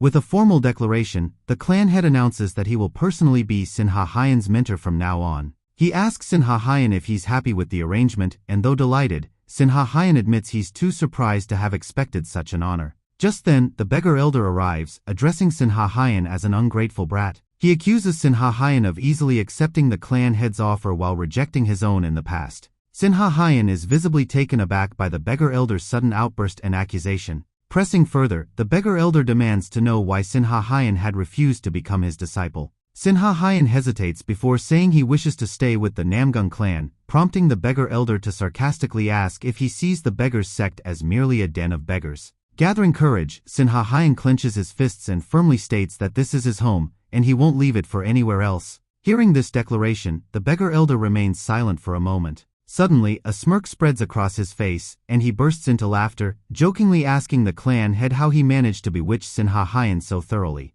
The beggar elder then proposes an alternative, asking Sinha Hyan if he would be willing to learn from him if he stayed and taught him here in the clan. He offers to remain at the Namgung clan and teach Sinha Hyan the martial arts of the beggars' sect. Although puzzled by this unexpected proposal, Sinha Hyan looks to the clan head, who advises him to accept the offer. Nervous but trusting, Sinha Hyan agrees, wondering how life will change under the mentorship of his grandfather, the clan head, and the elder drunken moon. On his knees before the clan head, Sinha Hyan bows 9 times in the traditional manner to show the utmost respect for his master. Rising to his feet, Sinha Hyan solemnly vows to dedicate himself completely to his training from this day forward. The clan head admits it's his first time taking a disciple, expressing nervousness, and requests Sinha Hyan to call him grandfather instead of master. The beggar elder, smiling, suggests Sinha Hyan call him teacher if he wishes, explaining that's the customary title in his sect. Sinha Hyan agrees to the beggar elder's request, promising to address him as teacher from now on. Satisfied, the elder beggar lifts Sinha Hayan effortlessly, carrying him outside to begin their training immediately. Over the next several days, Sinha Hayan diligently learns the martial arts techniques passed down by the elder beggar. One day, during training, the elder notices Sinha Hayan struggling to use his arms properly and stops to show him the technique again. Demonstrating with precision, the beggar elder showcases his unique method of dashing forward several meters in an instant. Impatiently, the beggar elder demands to know if Sinha Hayan paid attention to how he executed the move. Although a skilled martial artist, the elder beggar lacks teaching experience, making his lessons intense and his patience thin. Sinha Hayan mimics the technique and executes it flawlessly, impressing the beggar elder with his remarkable aptitude. Seeing the perfection in Sinha Hayan's attempt, the beggar elder feels a mix of pride and admiration for his young student. Observing Sinha Hayan's potential, the beggar elder muses that he might even master the legendary moving form, changing position technique. Ending the lesson, the beggar elder instructs Sinha Hayan to meet the clan head and announces his own plan to visit the alliance.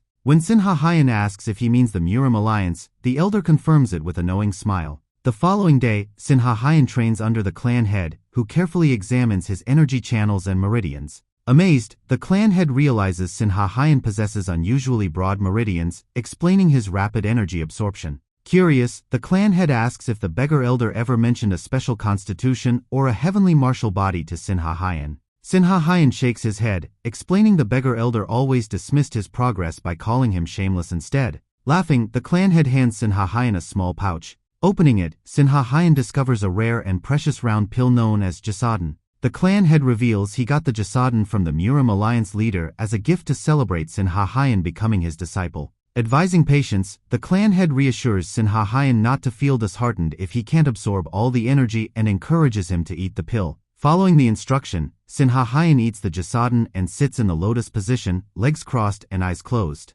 At first, nothing happens, but then a strange sensation surges through Sinha Hayan's lower back, catching him off guard. His eyes widen as an overwhelming energy takes hold, forcing a thunderous roar from his lips. The clan head watches in disbelief as the Jasadin's energy, meant to be absorbed gradually, blazes through Sinha Hayan like fire meeting oil. Sinha Hayan begins to emit steam from his mouth, his face contorted with effort as he struggles to control the energy. Concerned that the energy might rupture Sinha Hayan's blood vessels, the clan head readies himself to intervene. After an intense struggle, Sinha Hayan finally opens his eyes, panting heavily and drenched in sweat. Relieved, the clan head notices that Sinha Hayan's energy pathways have widened, allowing him to absorb the Jasadin's immense energy. Feeling himself sweat, something he hasn't done in years, the clan head praises Sinha Hayan for doing well. Overwhelmed with gratitude, Sinha Hayan thanks the clan head, who tells him he has had a breakthrough. Puzzled, Sinha Hayan asks about a breakthrough, and the clan head explains it means flawless energy absorption without wastage.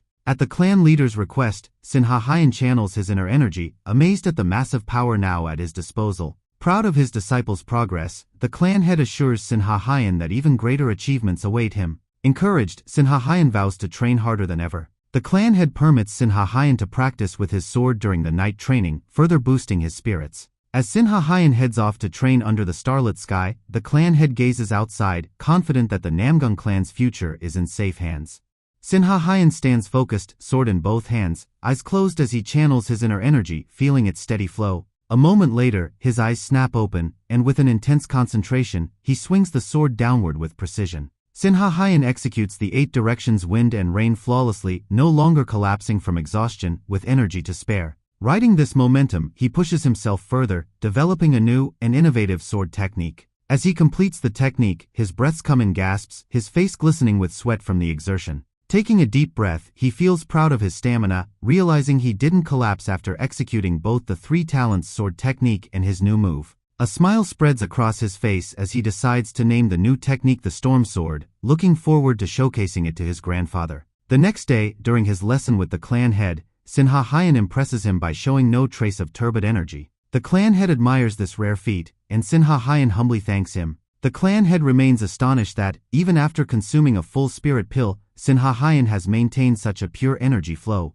Curious, the clan head asks how Sinha Hayan feels, and with a cheerful flex, he replies that he feels great and lighter than ever. Noticing an anomaly in Sinha Hayan's energy channels, the clan head acknowledges his unique constitution and decides to exercise caution with future use of spirit medicines. He announces that today's lesson will focus on a mind technique that will allow Sinha Hayan to refine and develop his formidable energy further. The clan head emphasizes the importance of memorizing the incantation, instructing Sinha Hyan to commit it to memory diligently. As the lesson begins, Sinha Hyan listens intently, but a strange expression appears on his face as the details unfold. Noticing this, the clan head questions whether something is amiss, concerned by Sinha Hyan's reaction. Sinha Hyan admits that he already knows the mind technique being taught and shares that his mother had taught him the incantation long ago. Offering to prove his claim, Sinha Hyan begins to recite the incantation with confidence. The clan head listens in utter disbelief, astonished by the precision and depth with which Sinha Hyan delivers the recital.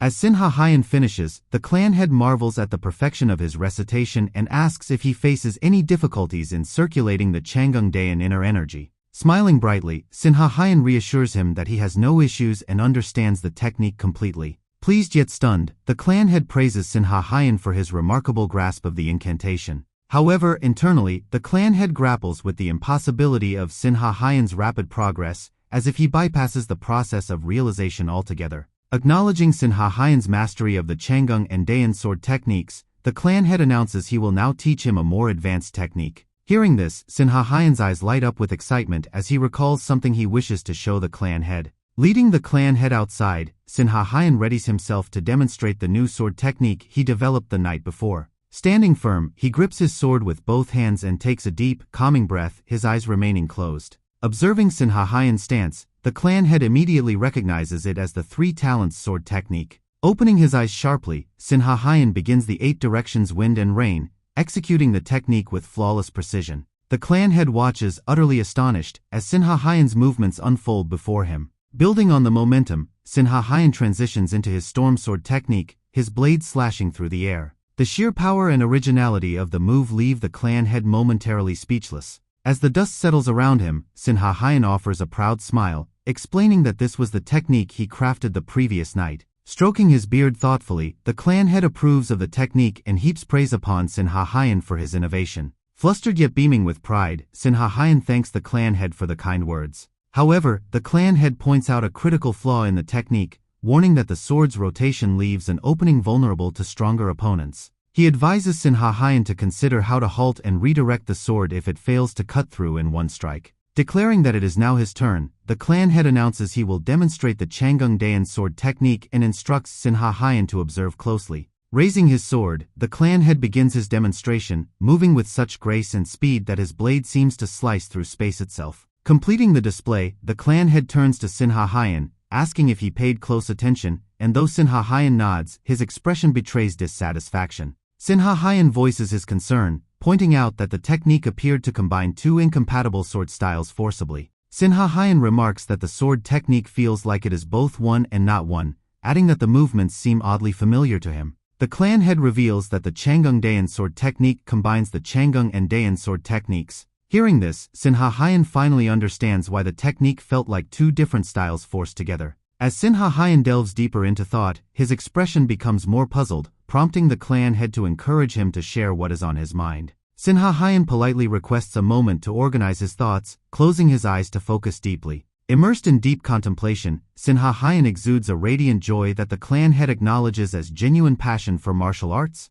After some time, Sinha Hyan opens his eyes and admits he cannot fully explain his thoughts but asks if he can demonstrate them instead. Lifting his sword before him, Sinha Hyan announces with determination that he will begin his demonstration now. The clan head notices Sinha Hyan taking the stance of the Changung Daean sword technique, growing eager to witness what will unfold. As Sinha Hyan moves, his sword traces intricate patterns, and the clan head recognizes it as the Changung Mui sword technique. The Changung Mui sword technique, a signature of the Namgung clan, is known for its complexity and unparalleled elegance. Despite his mastery, even the clan head has only reached the 8th level of the technique, which had earned him the title of Sword Saint. Witnessing Sinha Hyan perform this profound technique leaves the clan head utterly bewildered and speechless. Completing his demonstration, Sinha Hyan beams with pride, proclaiming that this is the pinnacle of what he has learned so far. The clan head, still grappling with disbelief, asks Sinha Hyan where he learned such an advanced technique. Sinha Hyan calmly explains that he did not formally learn it and mentions that executing the technique feels uncomfortable to him. Puzzled, the clan head inquires further,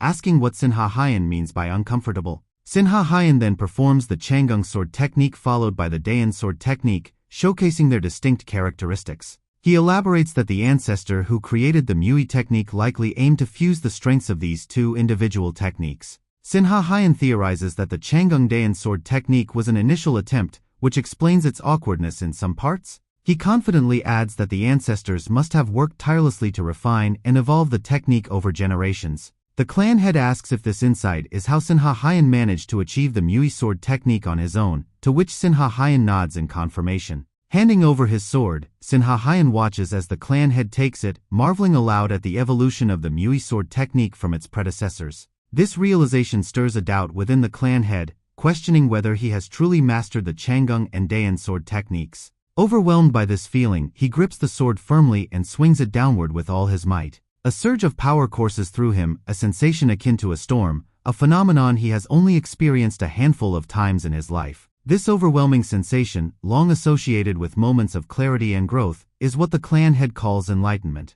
Sinha Heian watches in awe, captivated by the newfound intensity radiating from his grandfather. Memories flood the clan head's mind, taking him back to his youth when he was taught that all Namgung swords begin with the basics and should not deviate far. That pivotal moment, seemingly forgotten, now plays vividly before his eyes. Letting out a soft laugh, the clan head finally understands the crucial element he has overlooked for the past 2 years. Turning to Sinha Heian, the clan head embraces him warmly, expressing profound gratitude for reigniting his path. Filled with certainty, the clan head acknowledges that Sinha Heian possesses every quality needed to become a grandmaster. It is often said that geniuses struggle to become good teachers due to their unique perspectives. This is because they teach through abstract feelings and sensations, which ordinary people find difficult to relate to. Therefore, for geniuses to teach effectively, their disciples must also possess a touch of genius. The clan head instructs Sinha Heian to strike as if the sword feels heavier than it actually is. Sinha Heian responds that he understands, noting it's not just about infusing chi but also applying the 10,000 gene hammer principle to the sword.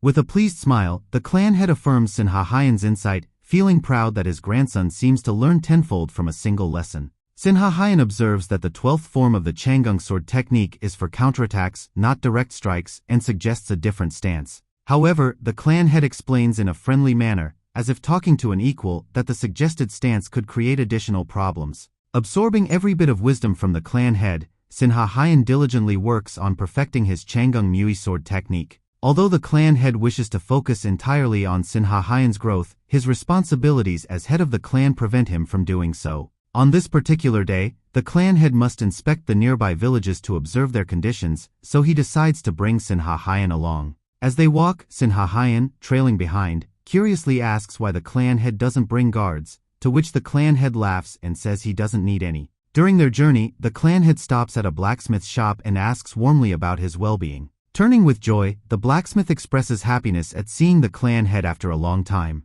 Bowing respectfully, Sinha Heian thanks the blacksmith for crafting such an exceptional sword for him. As they continue through the village, the duo begins to attract the attention of the villagers. A woman approaches, complaining about tigers occupying the nearby mountains, and the clan head promises to send warriors to investigate. With tears of gratitude, the woman thanks the clan head profusely for his kindness. A group of women then gathers around Sinha Heian, asking if he is the youngest grandson of the clan head, leaving him visibly embarrassed. Walking further, Sinha Heian asks how the clan head knows all the villagers so well, and the clan head explains he has lived among them for many years. The clan head asks if Sinha Heian thinks the villagers appear content, to which Sinha Heian confidently affirms that they seem very happy. The clan head explains that the Namgung clan acts as a protective barrier, shielding the villagers from bandits and wild beasts. He adds that his only hope is for the villagers to live with good and kind hearts throughout their lives. Sinha Heian then asks what the clan gains in return for this protection, and the clan head responds that they require no taxes or fees. Continuing, the clan head states that he views the villagers as part of his own family. He notes that should trouble ever arise for the clan, he believes the villagers would come to their aid in return. Hearing these words, Sinha Heian feels deeply impressed by the clan head's warmth, integrity, and upright nature. Sinha Heian hesitantly asks if it is acceptable for him to stay, given that he was neither born nor raised in the village. The clan head counters by asking if Sinha Heian truly considers himself an outsider, leaving him momentarily speechless. Chuckling softly, the clan head remarks that not everyone in the village was born there, so it does not matter. He then reminds Sinha Heian that they share the same blood and adds that he loved Sinha Heian's mother more than any of his uncles. Jokingly, Sinha Heian asks if his uncles wouldn't feel upset hearing that, to which the clan head responds they probably already know. Sin Ha Hyun wonders aloud if his mother would want him to abandon thoughts of revenge and instead focus on living a happy life. Contrary to this, the clan head confidently asserts that Sin Ha Hyun's mother would have wanted him to grow strong and avenge her. Surprised, Sin Ha Hyun asks what kind of person his mother was, eager to know more about her.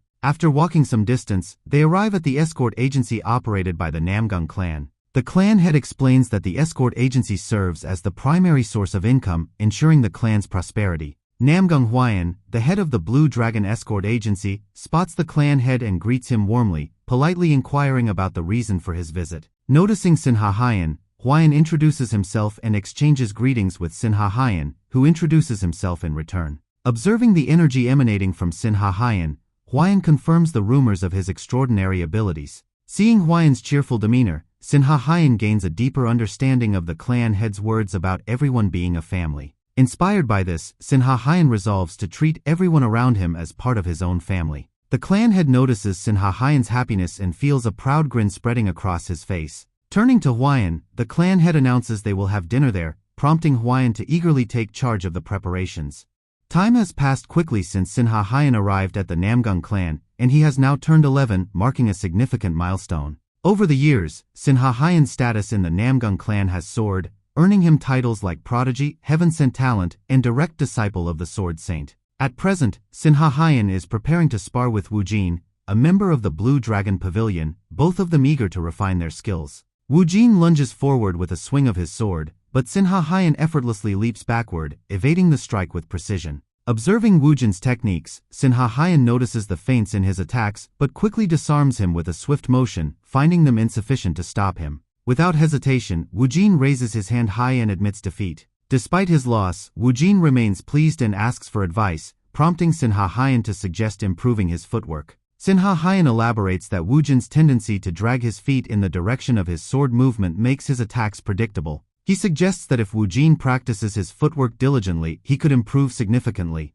As Sin Ha Hyun turns to leave, another member eagerly calls out, announcing that they are next in line for a match. A crowd of members gathers nearby, all keen on sparring with Sin Ha Hyun, eager to learn from his incredible skills. With a nervous laugh, Sin Ha Hyun politely requests everyone to maintain order. The members express their enthusiasm to spar with Sin Ha Hyun, hoping to receive valuable pointers to enhance their own abilities. Though Sin Ha Hyun is pleased that sparring is beneficial for everyone, he notices the clan warrior's pure and intense obsession with martial arts. By late afternoon, Sin Ha Hyun has sparred with every member, leaving his arms slightly numb. Just as he is about to leave, a familiar voice calls out from behind, asking him for a match. Turning around, Sin Ha Hyun is surprised to see Xianhong standing there with a determined expression. Excited, Sin Ha Hyun asks if Xianhong is officially a member, and Xianhong proudly confirms. Xianhong expresses his desire to showcase his progress while also gauging how far Sin Ha Hyun has advanced. Nearby, those who had sparred with Sin Ha Hyun notice Xianhong preparing for a match and gather, intrigued.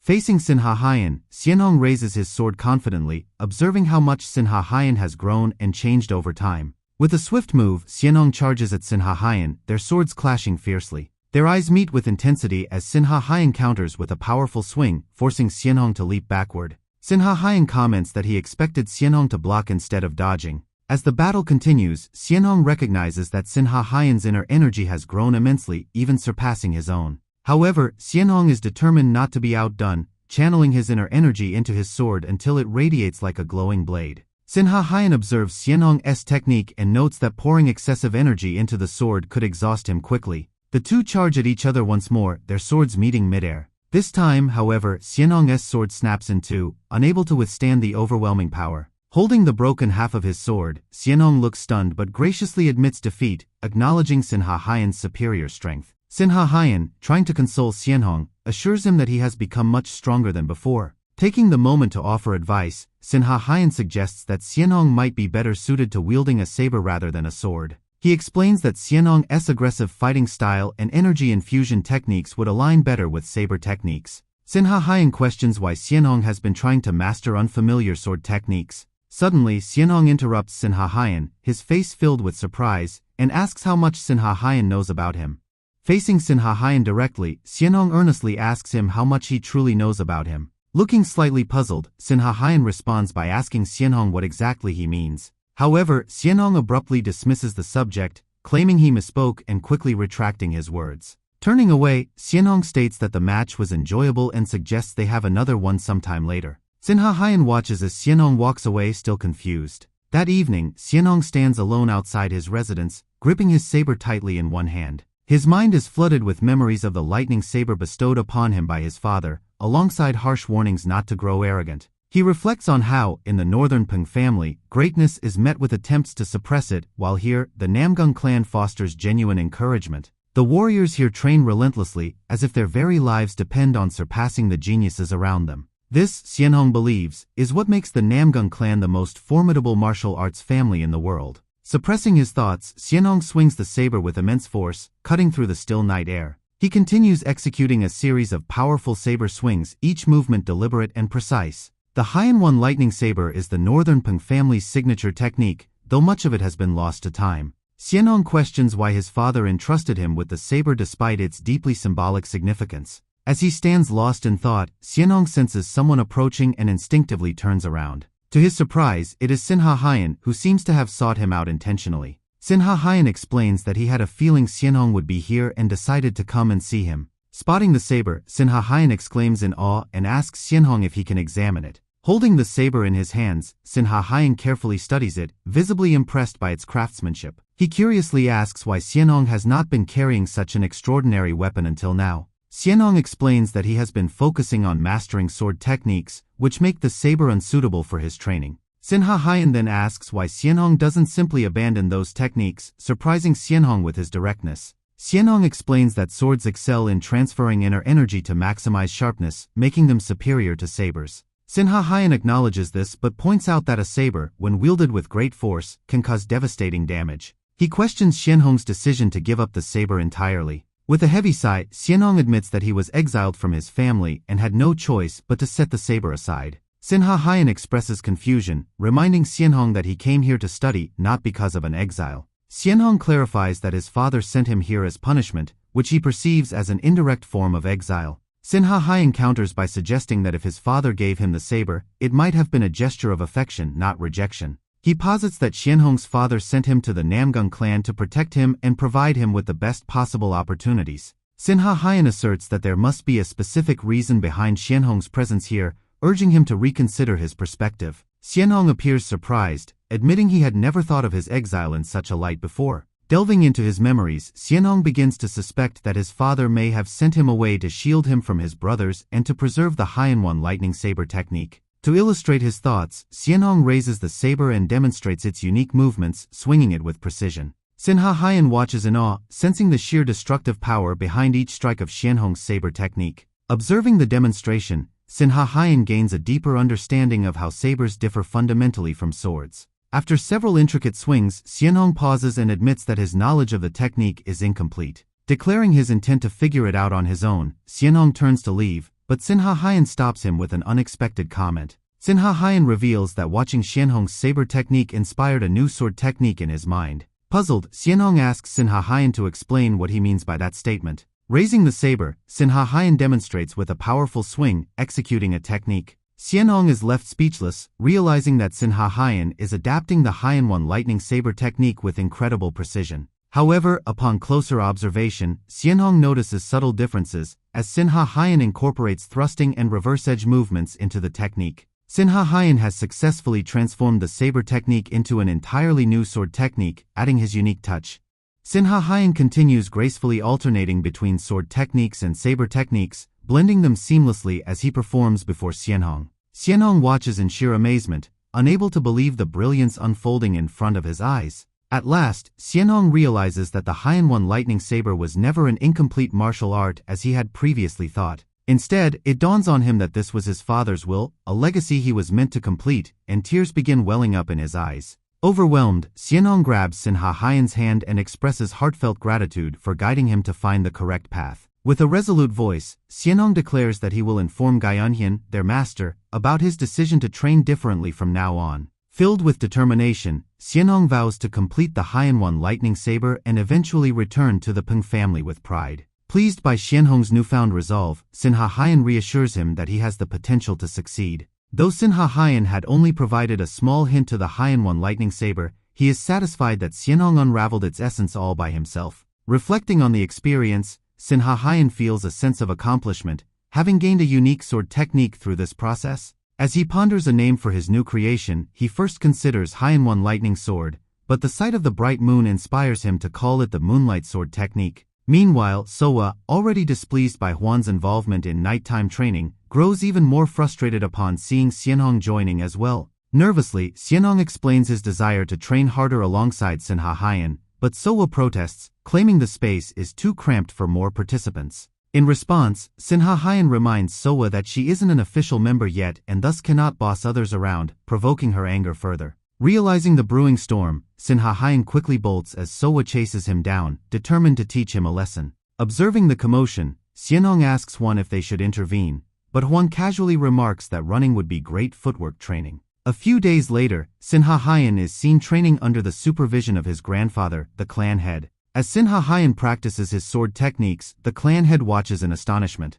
The clan head is shocked as Sin Ha Haiyan flawlessly demonstrates the Moonlight Sword technique, inspired by the Haiyan One Lightning Saber. Compared to the original Haiyan One Lightning Saber, the clan head finds Sin Ha Haiyan's technique not only distinct but also far more refined. Impressed, he marvels at how Sin Ha Haiyan seamlessly integrated clues from saber techniques into his own martial arts mastery. After completing his demonstration, Sin Ha Haiyan humbly admits that this is the furthest he has progressed with the technique so far. The clan head praises Sin Ha Haiyan for his exceptional effort and offers to guide him step by step to polish the immature aspects of the technique. Later that day, Huan approaches Min, inquiring about how he has been doing recently. Huan expresses that he was worried Min might have been away on another long mission, given his recent absence. Min explains that he has been keeping a low profile lately due to being fully immersed in rigorous training. Suddenly, Huan is startled to sense a powerful aura emanating from Min, a presence unlike anything he had felt before. Placing a reassuring hand on Huan's shoulder, Min congratulates him on the significant progress he has achieved. Feeling slightly embarrassed, Huan counters by pointing out that Min's progress is nothing short of extraordinary. Min recalls how Huan once disliked training and curiously asks if his perspective has changed recently. With a nervous laugh, Huan admits that Sin Ha Haiyan inspired him to dedicate himself to training alongside Sowa in the evenings. Min reveals that he has also been training during the evenings, crediting his motivation to Sin Ha Haiyan as well. He then shares his dream of wandering the world freely, unbound by family obligations, a wish that fuels his efforts. Taken aback, Huan asks Min if this means he intends to support Sin Ha Haiyan to become the next clan head. Min confesses that he often imagines dueling a grown-up Sin Ha Haiyan and acknowledges his unparalleled talent, despite his youthful appearance. When asked for his opinion, Huan admits that he too wishes to avoid becoming the clan head but worries about Sin Ha Haiyan's legitimacy as an outsider. Min acknowledges the concern and emphasizes their role in supporting Sin Ha Haiyan. With unwavering determination, Min declares his personal commitment to ensuring that Sin Ha Haiyan becomes the next clan head.